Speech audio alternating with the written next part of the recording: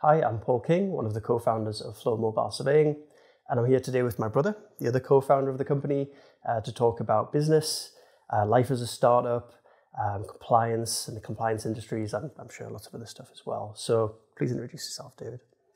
Hi, I'm David King, also a co-founder of Flow Mobile Surveying, and I've been very blessed to work with Paul, building this business. We're growing, and it's been very interesting. We've had a lot of challenges along the way, but it's more than anything, it's been fun, actually. It's probably the best word for it. So asbestos, it's quite it's an interesting industry, shall we say. Did you grow up thinking you wanted to be in asbestos? Is this your dream career, or did you fall into it? Tell me a little bit about that. I don't think anyone dreams to be in a career like this. But I think what happens is you find problems worth solving. And then if you've got the right energy, you bring that energy with you. And so, it becomes interesting because you are interested.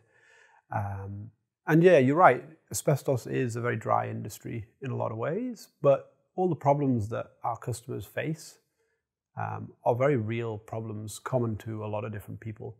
And I think that's just like an interesting area that you can apply to anything. And I don't think it matters really what you end up doing in your career. If you've got the energy and the creativity to enjoy it, then you just got to go for it. Yeah, I agree. And personally, I've loved being in this industry. So just for a bit of context, we teamed up, I think it was 2019 to start this company.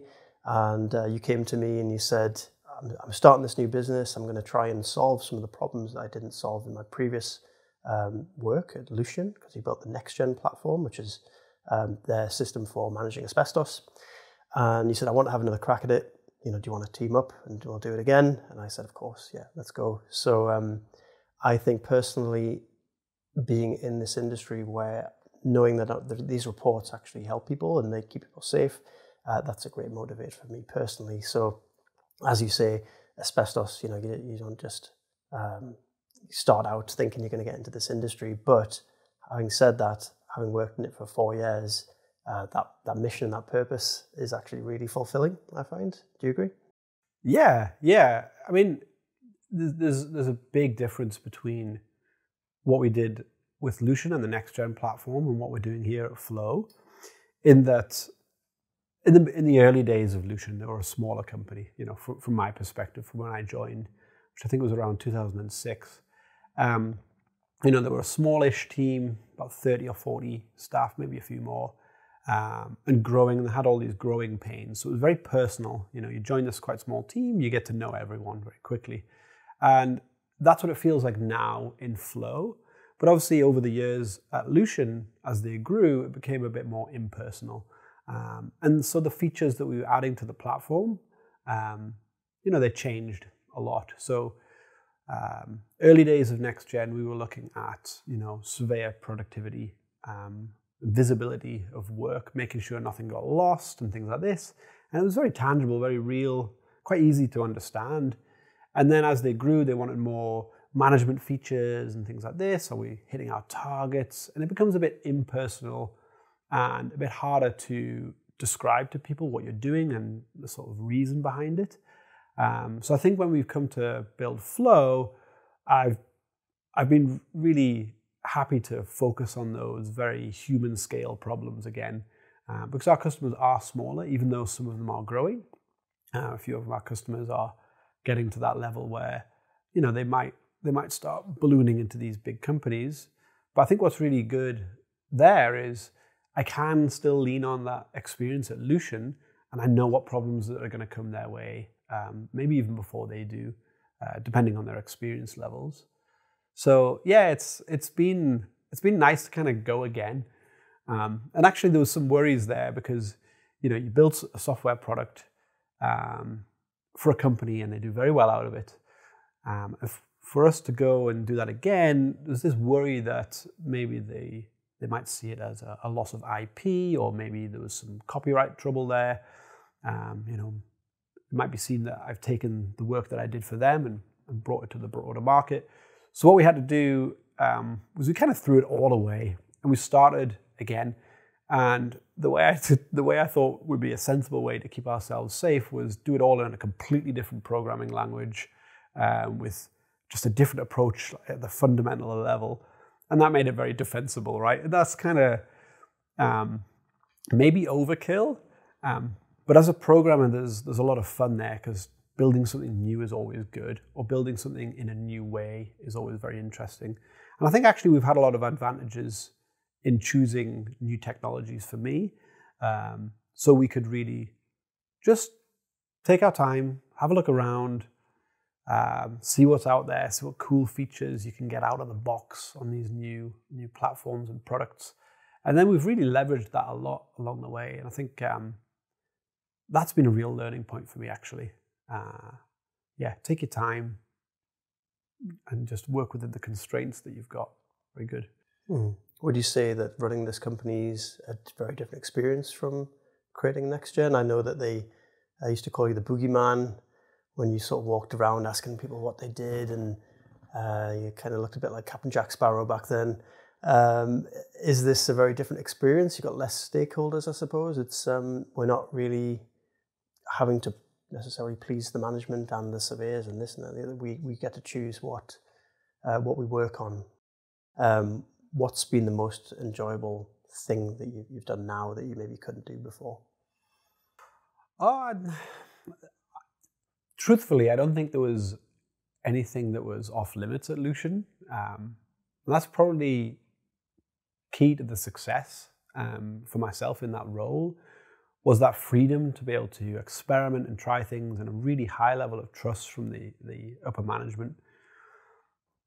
And that freedom, I think, is pretty unique, actually, especially when you start looking at how you sort of define job roles. Because defining job roles, I mean, we're talking about employing at the minute. It's very easy to pigeonhole, we need someone to do these specific things. But when I came into Lucian, it was kind of a bit woollier. We have these problems and we don't know how to solve them. Can you help? And it was very broad remit. And that remit really continued throughout my career there. But yeah, coming to our product, I think what's been really nice is the ability to take our time. And I said that earlier, to take our time. So, in 2019, maybe 2020, we wrote a roadmap of all the sort of broad level features we're going to add to the product. And it's like, we're going to do really nice data entry, and then we're going to look at scheduling. And then we're going to look at analytics and informatics for management level stuff. But actually, we've kind of spent a long time in, data collection, right? Data. Data. You can't make bricks without clay. And so with the sort of freedom to pause and take our time on that, I think what we've built is something that is very resilient. And so a lot of our customers are quite small. And having good data entry and sort of report turnaround times is key. That's critical. That is the essence of our product. And so to move away from that too quickly to look at maybe broader problems for larger companies, I'm not sure that necessarily would have been a good thing for us. And we are looking at it now. But I think to take our time there means we create a product that is very usable. Because I think what's important to remember with our customers is the surveyors are the ones who make the money for the business. We used to call them money earning heads. You'd have office workers would be an expense, and surveyors would be bringing in income. And so, it's important to remember that these people, these surveyors, they are using our product day in, day out for hours and hours at a time.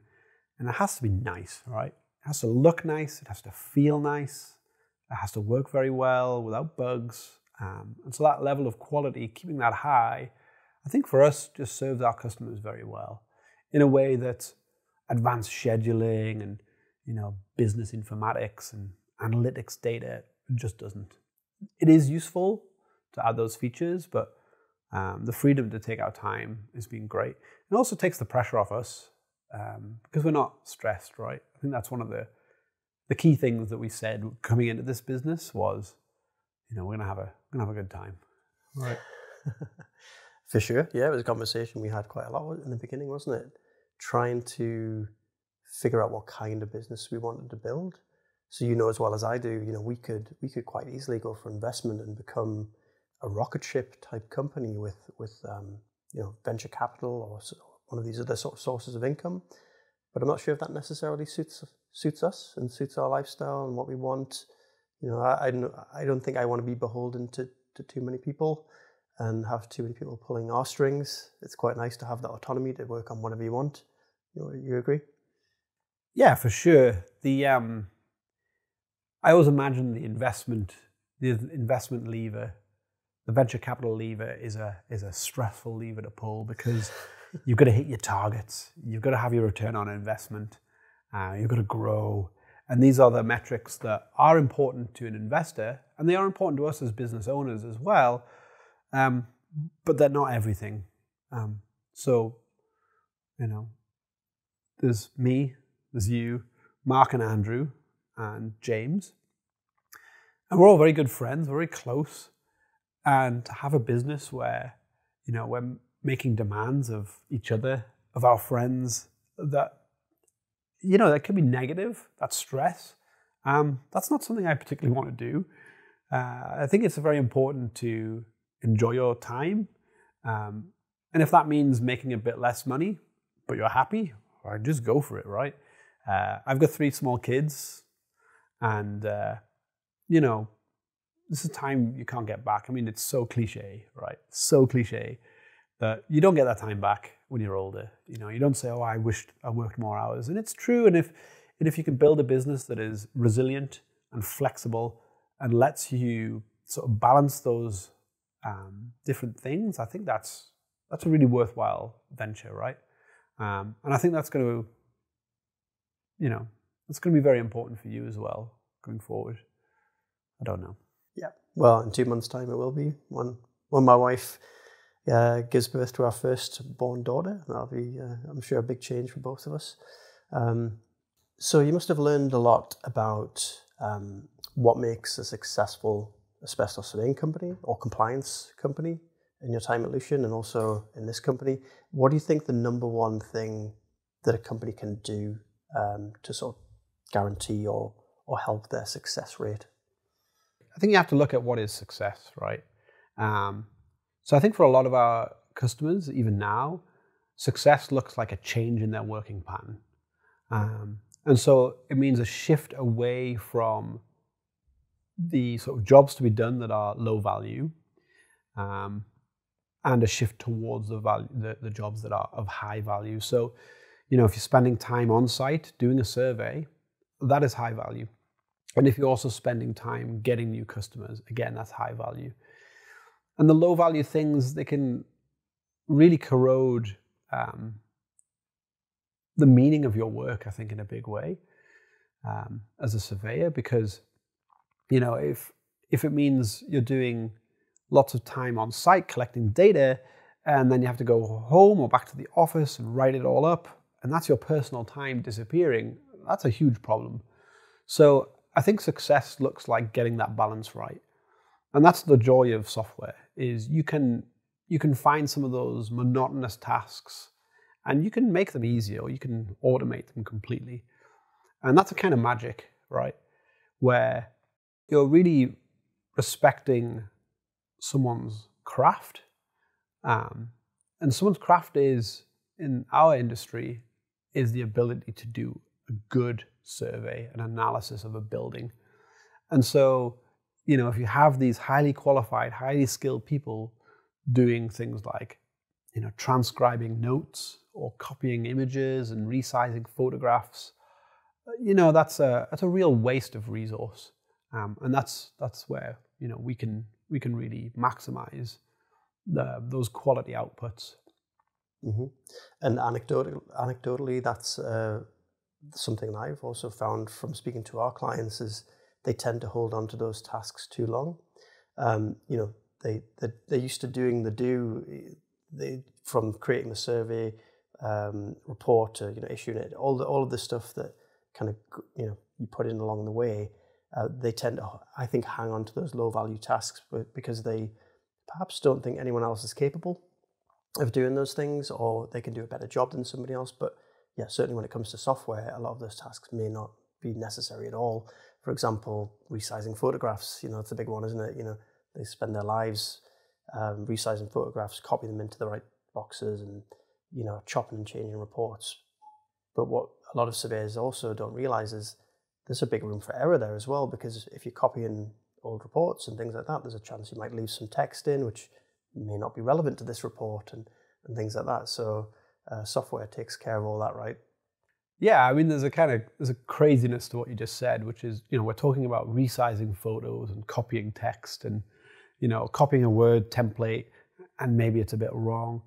Like, that is not what surveying is about, right? And yet that is, really common in not just surveying, but so many industries get it wrong where, you've got this, like you say, busy work or doing the do.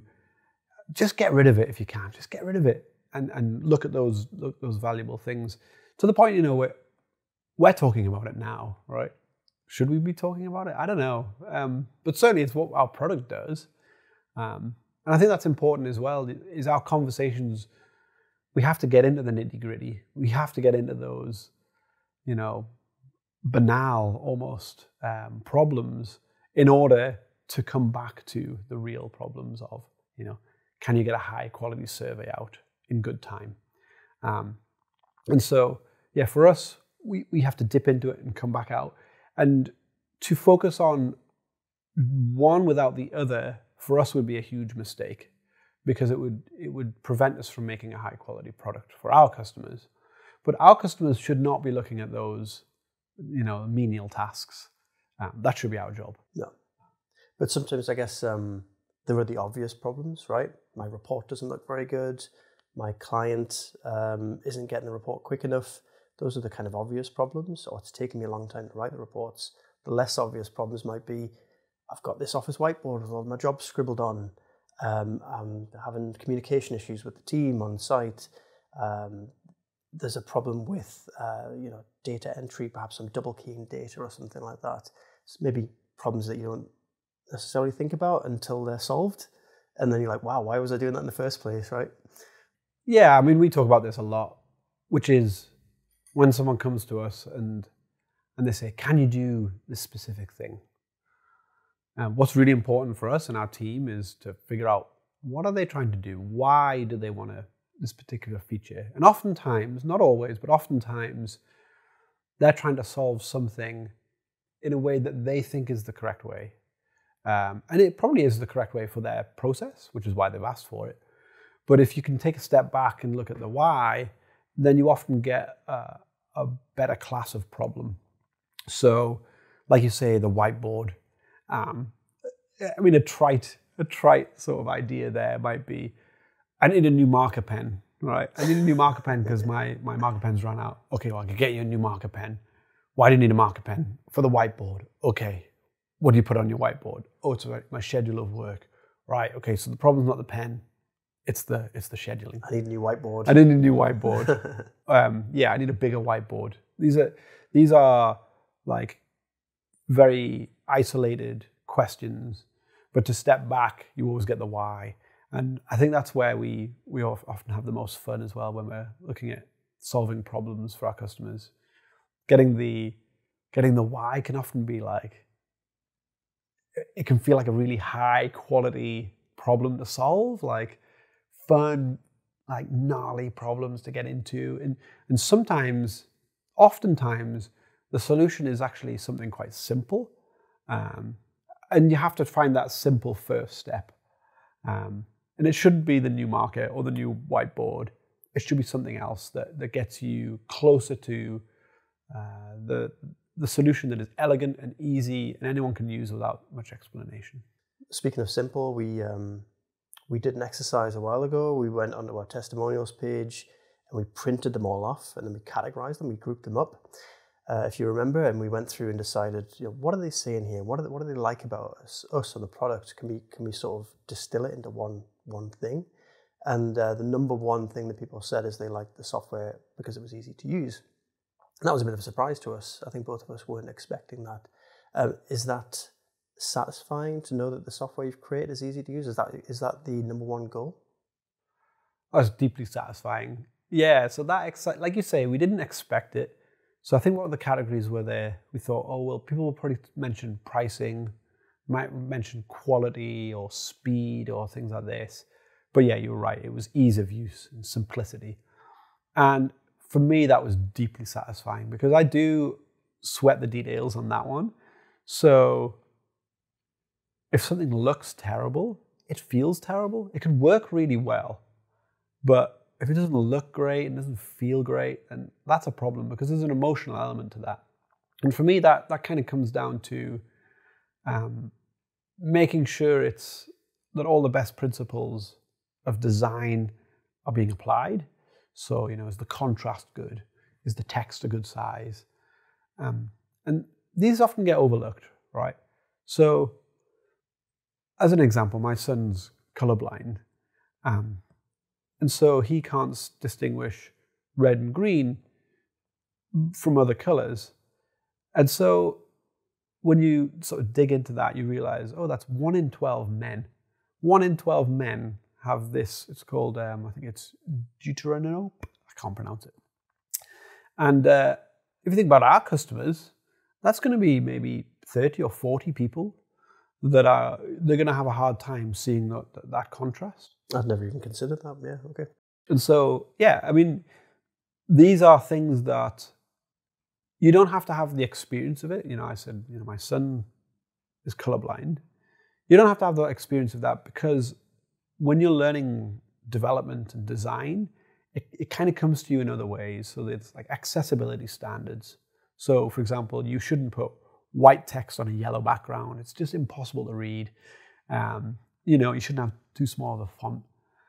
Things like this, if you get that right, it makes things feel very easy. They're not always beautiful, but beautiful doesn't work. If you're hammering a system 8 hours a day, 10 hours a day, you need functional. And I think the functionality, there's this balance, and if you get the balance right, I think it can come across as very simple to use. And that doesn't mean that we haven't thought about it or that the underlying mechanisms haven't been, thought about. Yeah, I just can't believe I hadn't thought about the colorblind thing in the context of our clients, actually, and just accessibility in general in that way. It's really interesting. I'm going to give that some more thought. So we're approaching like 200 clients now. That's been quite a journey.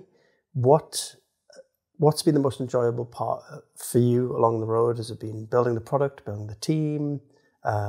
Is there a specific standout moment? Standout moments. Yeah, so I think like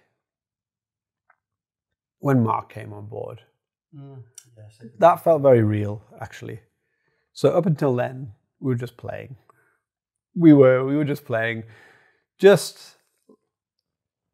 We made some things, we had some customers that came along, they quite liked it. But then things got quite hard, because we had a lot of demands on our time, you especially so. In that, for me, I look at the product, I look at engineering, and I was doing some support in the beginning and some videos and things like this. But then you started taking more and more of that away from me, and looking at support and things got quite complicated quite quickly. So when Mark came on board, because he's a friend, it didn't seem right to say to Mark, hey, come take a risk with us, right? We couldn't do that. So we had to say, like, come join us. Like, it's working. And I think that is very real because at that point we could say, yeah, we've employed someone. It's very real. And then similarly when Andrew came along, and now we're looking at hiring again, and it's not something I necessarily thought I would enjoy, but I think building up the team has become, it's critical, right? It's the people you spend time with day in, day out. It's bringing skills to the company and help it, and using those skills to help the company grow. I think that is actually thrilling. It's amazing. I can't help but think of what our business mentor said in the early days. You know, we said, well, we're not sure if we want to grow. And he said, you'll have to grow. Like once you hit certain demands, you won't have a choice. And with Mark, I mean, like you say, we got to the point where it wasn't a significant risk for him, but perhaps was still a risk. I mean, I think we were about £10,000 a month for the time when he came on, and we were paying ourselves a salary, and not a great deal. But then we were sort of trying to match Mark's salary from his ex-employment, and I think he did weigh up the sort of pros and cons and whether we were a staple. We went through all of our financials with him and everything. I remember. So I'm very grateful that he took that risk, for sure. If only we could find 10 more Marks. Oh God, that would be hell. He's so particular. In a good way. In a very good way, yeah. I think as we grow, unless we find someone who's even markier than Mark, I want to stay cuddled up with him, because Mark's role, talking to the customers, doing support and template development, is vital for me, doing product development, because he has his finger on the pulse for where the problems are, the little issues and snags. And the moment I'm removed from that is a problem in engineering. So yeah, unless we find someone markier than Mark, I gotta sit with him. But yeah, I think like you say, if we had 10 more Marks, that would be great. We would have a diversity problem. Yeah, we talk about that all the time, don't we? We've fallen into the Maum trap, the middle-aged white man trap, but it's just a case of we've approached our network, the people we know and the people we're close with, and obviously they are great first hires, but we are now focusing on how do we get a bit more diversity in the team, and that's something that I'm thinking about a lot with this next hire. I know it can be a problem for a lot of startups. I don't think we're quite into that problem territory yet, but we've got to be careful, right? Yeah, because I think the culture you have in the beginning is probably going to define the culture going forward. And so I think we've got the balance right in a lot of ways, in that we're working hard, but like we're not stressing. And I think where we need to be careful is, like you say, with that diversity. So we've known Mark since, I think I was 13 or something when I met Mark. 11? Yeah, 12? Yeah, 11. 11, 12. So we've known Mark for a long time. We've known Andrew for a long time. James also for a long time. And it's really good to have those reliable, trustworthy people in the company. And we've got to get it right going forward. Yeah, we've definitely taken a few shortcuts with who we've taken on. But yeah, that's something we personally I'm thinking about a lot. I'm sure you are. So I'd like to talk a little bit about the industry that we're in, the asbestos industry. Have you got any insights into where that's heading, do you think, or where technology is heading? Obviously, we do asbestos surveying software, but we're moving into fire risk assessments, Legionella, HVAC services, basically the whole compliance spectrum, really. How do you see that panning out, and where do you see that going? Well, I think there's often the golden bullet has been hanging around in asbestos for a long time. And there's this idea that you could know categorically if something contains asbestos there and then. But it's never quite materialized. And I think there are some risks actually with the way technology is going at the minute. With the prevalence of AI, it becomes very tempting to just plug that system in and give you some level of confidence of what a material is. There is a lot of data that could be used to train those models, but I mean, it's very, very risky. So if it gets it wrong, that's a big problem, because it means that people may be getting exposed to these hazardous materials, and there was no human oversight as to that. So I think that's quite worrying in a way. It's not worrying, but someone with very few morals will be willing to pull that lever. It won't be us. So yeah, I think that's kind of scary. Do you think that is the way that the industry is heading? I know a while ago you talked a lot about, that you thought that a survey could be carried out on a head cam. Someone could walk around a building and just kind of observe what they're seeing. And I think there you mentioned the kind of handheld devices that they're looking into creating, where you can press it against a wall and it'll tell you the material. Do you think they're going to be combined with AI and big data sort of problems? So I think the body cam approach to surveying will probably come before too long. The thing with asbestos surveying is in a lot of ways it's still a niche industry.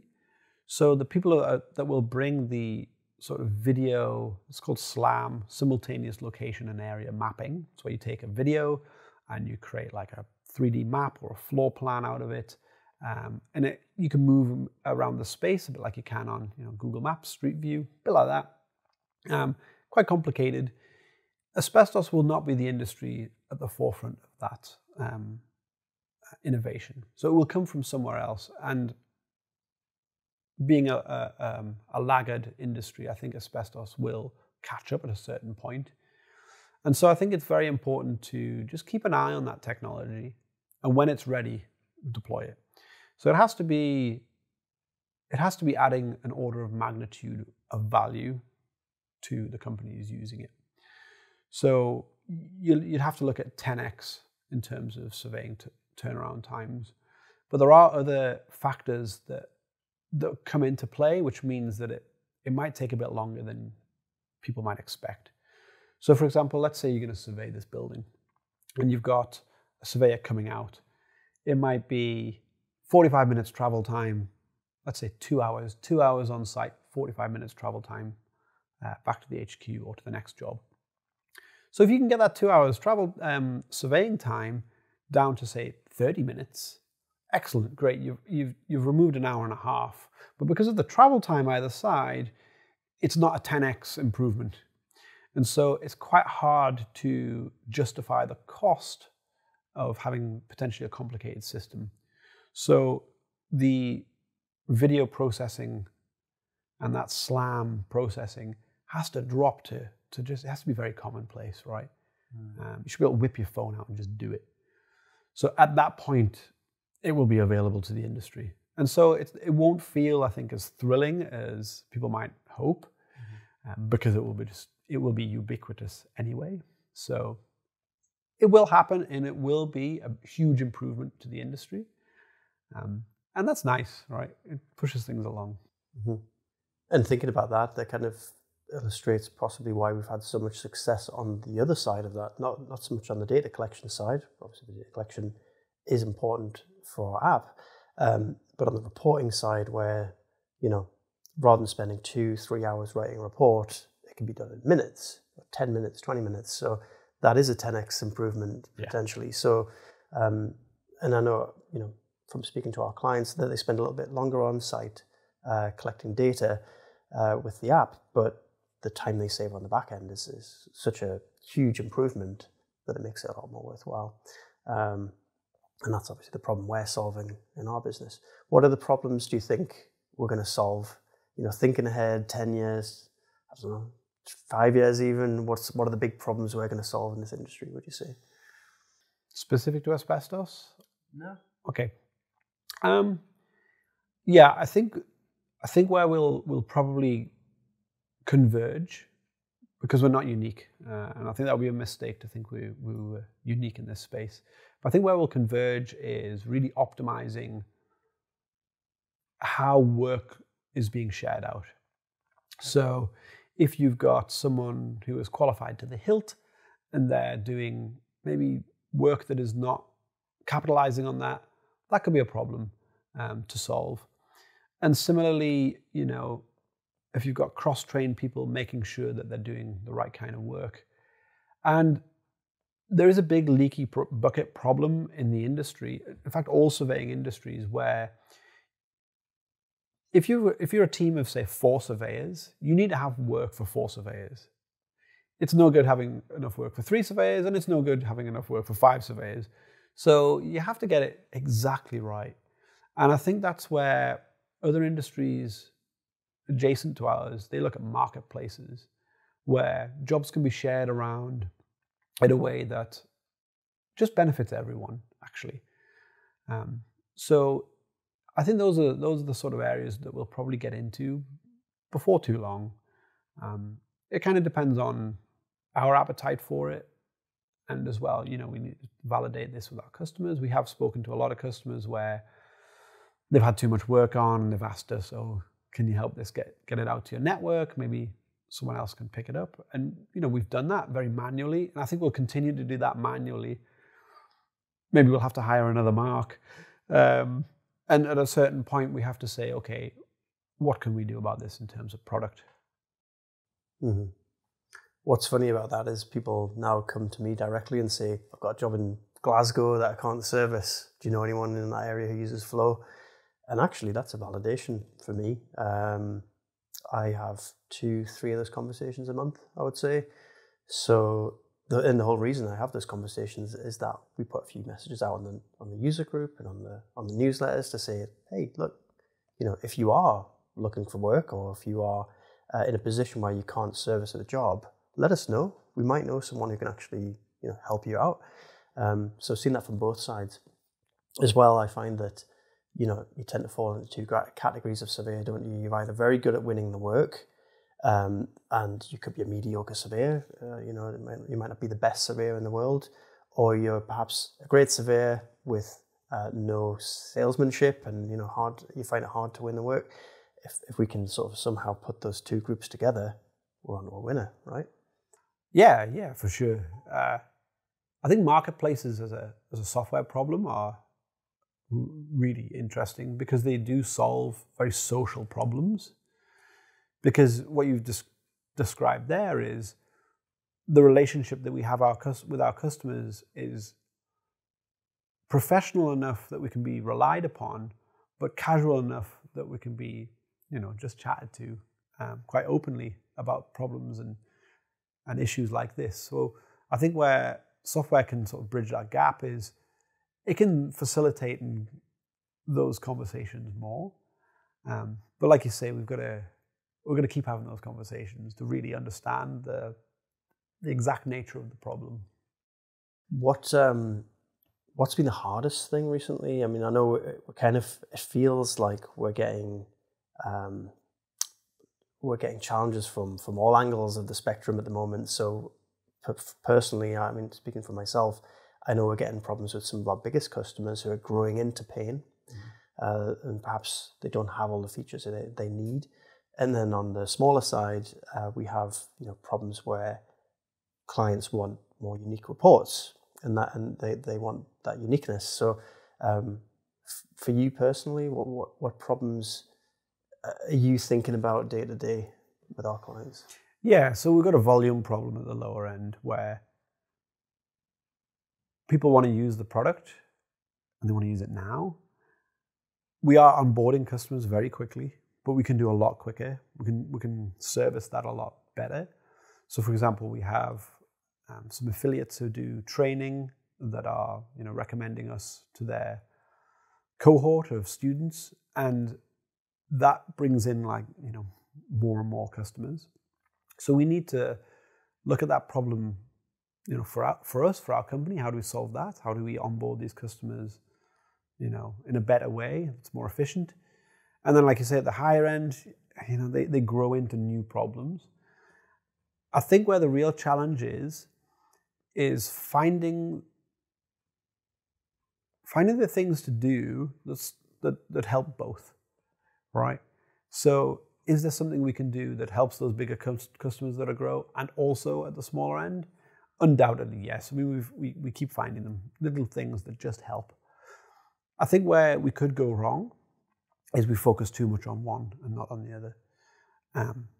So if we look at the larger scale problems, it's things like scheduling, HR, so managing your users, your staff, qualifications, looking at KPIs. Are you hitting your targets? Can you work in a way where you can second staff from other regional offices? These are problems that you have at the larger scale. At the smaller end, it's how can I get up and running quickly? How can I customize my reports in a way that reflects the quality of my business and the branding that we use? These are all like big problems for us to solve in terms of the amount of work that will be required to do them. But I think where we could probably add the most value would be in speeding up our template customization. So the reason I think that is a good sort of problem to solve at both ends is that on the smaller end, you need something customized, like off the shelf, but customized, and that's template development. And at the larger end, companies often diversify their business by offering different services because it de-risks it. If all your eggs are in, let's say, asbestos, and that market falls out for some reason, or you lose a large contract, or there's some regulatory change, that's a big risk. So companies at the larger end will often diversify their products. So they might look at fire, they might look at HVAC, Legionella, lead paint, things like this. So I think template customization for us is really important because it's going to serve both ends very well. But the question was really, what's hard? But that's it. Before you move on to that, I'll go back to that again. It's interesting because I probably come at this from a slightly different perspective. As a marketer, I follow one of the people I follow is TK Kader, and he says, you've got to choose a position in the market. So, are you small, medium, or enterprise? Now, obviously, we are, I would say, squarely in the small company category at the moment. Yeah. Probably 80% of our clients are one-man bands, but then we go all the way up to sort of 20, 30, practically even 40 staff now, I think. So we're steadily creeping up market, but according to kind of the commonly held advice, you've got to pick a spot in the market, and I guess over time that may change. But what do you think about that? Would you consider us software for small companies or medium? Are we creeping into enterprise now? Where's in your head where do we serve in the market, and where do we serve best? I think you're right. Like, we serve the small companies the best, but I think it's kind of misleading. I'm not sure I could entirely agree with TK Kader on that one.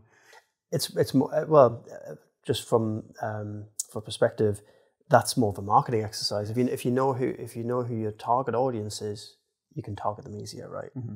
Yeah. Yeah. So I think there are parallels there with something that I think about as well. I think we come at marketing very different ways. Marketing is something for me that the product should do on its own, in it as a byproduct of the usage. So the more people that use it, the more marketing happens. Now, we haven't done that yet. We do have a little bit of that effect. It's called product-led growth. And so a good example might be a business where, let's say you create a survey for me. Excellent. I can read the survey. But if your customers also want to create surveys, then they've got this exposure to the product, and they can then use it for us. We don't have that, in that our customers' customers are not our customers. But I think where we do have a little bit of it is our referrals are really strong. So if someone leaves a company that is using Flow, chances are when they set up on their own, they'll continue to use Flow. Or even if you've got subcontractors using the product, so they're coming into a company not using Flow, they come along, use Flow, and they just recommend it. We've seen good referrals that way. And I think if we can pull that lever and make that work really effectively, then we've probably got something pretty magical. So to answer the question of, are we serving the larger companies or the smaller ones? It is the smaller ones. But the reason is, I think that's kind of like a Trojan horse. Sounds really negative. Probably should find a better term. No, I get it. You talk about the proliferation of surveyors through the industry. It makes perfect sense to want to do that. Yeah. So traditionally with software, especially at the enterprise level, larger levels, you've got to talk to the directors, you've got to talk to the finance managers, and you've got to get an agreement from up top, and then they tell the company what to do, which products to use and how to use them. Very, very typical. But there are a lot of companies out there, software companies out there, that have great success in going the other way around, where you find the people with some level of autonomy who are doing the work. So for us, doing the surveys, if they can use the product and tell their managers, by the way, I'm more productive because of this, then you can work your way up. And it can be a very effective way to remove some of the barriers and the risks of those larger companies that are buying products. It removes the risks because it's proven. It removes some of the barriers because your staff are self-training. They've picked up these products because they're easy, because they're straightforward, and then they can propagate in that way. And I think it's probably the case that we have to focus on the surveyor forevermore. Absolutely. But we have to think about the effects of that in the larger company. So, yeah, the answer is both, right? And that's such a cop-out. The answer is both, but really it's the small companies. And thinking about those small companies and how they grow, how do you think, well, let me start by saying, what can those small companies do to grow well, grow profitably? Is there like a path for them to take? Is that our responsibility to help them, use the software in the correct way to manage their business properly, manage their jobs and create reports quickly, or is that more of a company issue? Yeah, so growing from 1 to 2, that's probably the hardest for any company, because you've got to have potentially double the work. I mean, how often does a company double in size? For some companies, it'll be once. It's from when you go from 1 to 2. And that's so risky. It's so risky that, you need some level of confidence that you've got enough work in, and that you're not going to hire someone that will not contribute to the growth of the business. So for us, I think that's something we have to solve. I mean, we write a lot on our website about growing your company, about growing a surveying company, which tools to use, which processes to use. And we think these are really valuable for our customers because it kind of does two things. For us, selfishly, we want all of our customers to grow and be just bigger, more employees. They can give us more money. That's great. And so that's why we write these articles in a big way. The other side of it is it's a level of trust and knowledge. So anyone that comes to our website, flowmobile.app, and they find one of our guides or one of our articles about running a surveying business, not our business, but their business, then that tells them something. It tells them that we are thinking about their company all the time. And to have that knowledge out there is valuable to us because it puts us in their mind. And I think that's one of the big risks that we have in our business is we are not a surveying company. We do not know what it's like to be out there day in, day out. We have to rely on those conversations with our customers. And so when they tell us, things, when they give us insights, we've really got to internalize that. And we've got to push it back out there. So the hope is for us is that by educating our prospects and existing customers about running a business, that they will do better and they will grow. And I think those risks are for everyone, and they cannot be mitigated in any way with software. I'll say that again. They can't be mitigated absolutely by software. Software can only help de-risk those issues. And it's exciting to see our clients grow, isn't it? I mean, I remember when we first started working with one of our clients over in New Zealand, they started as 2 and now they're, I think, 12 or something like that. And I mean, I still get regular messages from those guys and, little updates about how they're doing. I've found that in this business, I've been able to foster really lovely relationships with our clients. So an example of that is when I found out my wife was pregnant, we went in for I think it was our second scan to find out the gender. I remember, sending a picture of the scan and the news to one of our clients, because I knew he'd just recently become a dad. And that was a nice feeling. Ash wasn't in the room at the time. She was getting some more tests done or whatever, but I wasn't just on my phone.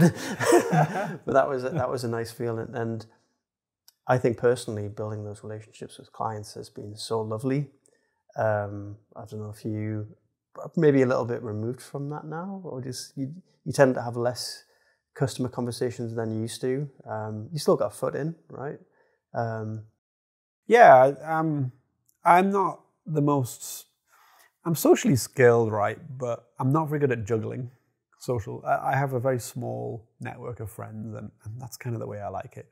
I think you're a bit more broad than I am, and I think that's very complimentary.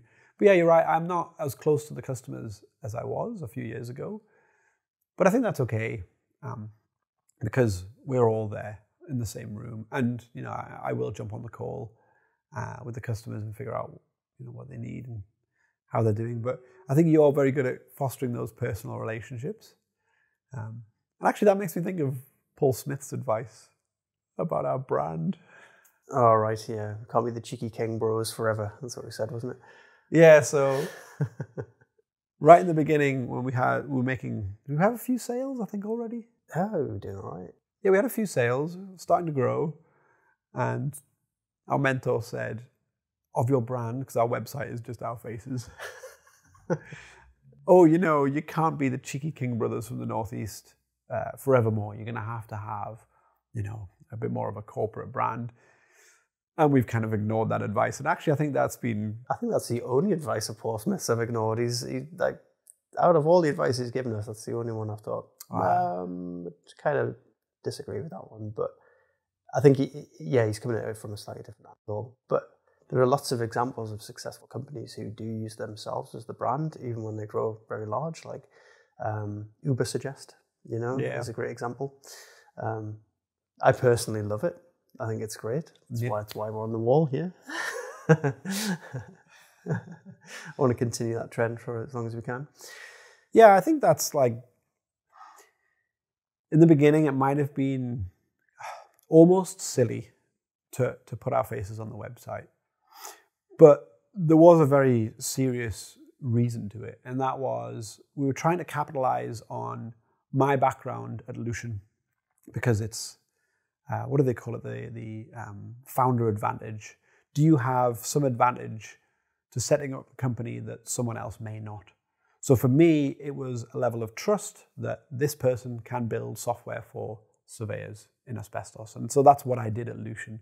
So to put my face on the website, yes, I'd be very confident that anyone that has worked or is working at Lucian would recognize my face and know that, this guy has walked the walk before. So that was the reason for putting it on there.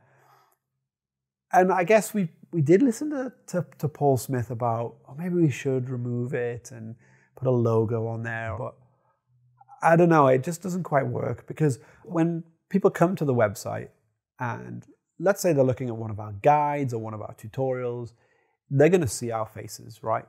Talking head with a video. So why would we walk away from that? And I think what that does is it's kind of like the George Foreman thing, It's so good I put my name on it, right? But it kind of says that, here we are, this is what we're building. And I think that's very valuable, because it does also describe the kinds of relationships that we want to have with our customers, very personal. We want to do that for as long as we can. And I think that's actually it's going to be quite sad when the day comes that we can't do that anymore because we're too big or there's too many customers. I mean, your memory for our users and customers is crazy. Every time that a name pops up and I think, oh God, who is that? And you just give me some factoids about them. It's Alan, he grows tomatoes on a weekend. He's, yeah, I know, probably too much. But as well, all of those people probably have my mobile number.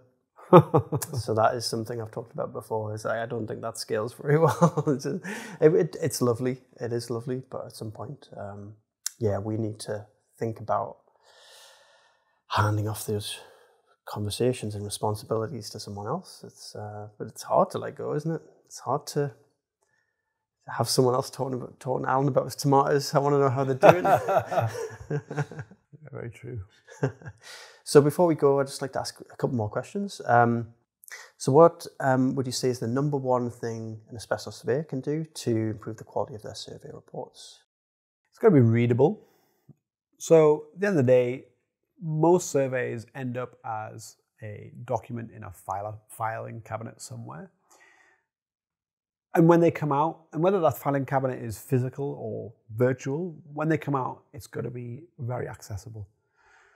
So you need good summaries, you need links, page links. So, let's say you're in the recording studio, you're in this specific room.